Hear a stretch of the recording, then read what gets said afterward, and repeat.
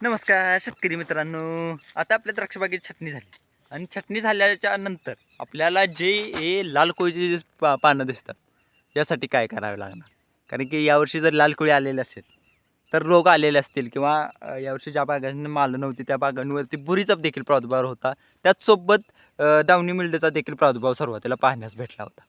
तर याच ठिकाणी आपल्याला या पुढच्या समस्या येऊ नयेत त्यासाठी बागेचे निर्जंतुकीकरण करणे, चांगल्या प्रकारे संरक्षण करून घेणे हे आत्ताच गरजेचे ठरते.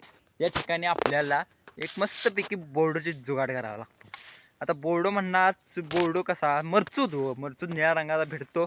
आता बाजारात क्वालिटी थोडीफार इकडे तिकडे असू शकते, प्रत्येक कंपनीचे वेगवेगळं असेल किंवा काय असतील ती गोष्टी मला काय माहीत नाही एवढे, पण शक्यतो जर बोर्डो आणि त्यासोबत कळीचा चुना वापरा.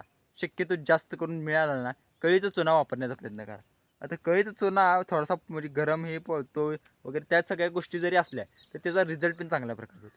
आणि याचसोबत आपल्याला सल्फरचा वापर करणे खूप गरजेचे ठरते. आता सल्फर म्हणणार थायोन्यूट्री सल्फर असं वेगवेगळ्या प्रकारचे वेगवेगळ्या प्रकारे मिळतं.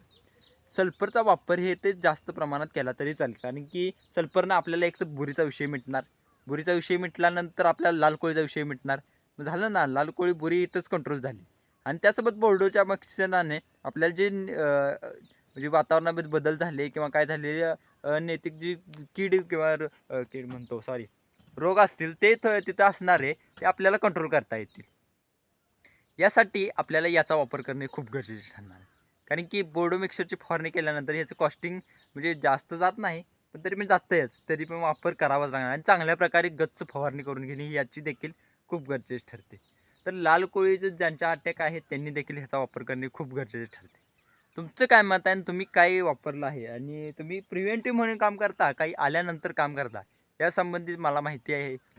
मी अजून तर प्लॅनिंग असतं प्रिव्हेंटिव्हमध्ये जेवढं करता येईल ते करून घेणे आणि पुन्हा खर्च घालणे म्हणजे काय आजारी पडलेल्याला पैसा हो म्हणून घालणे असे याला काय अर्थ नाही. आजारी पडूच नाही म्हणून थोडीफार काळजी घेतलेली ही कधी पण चांगलीच. धन्यवाद.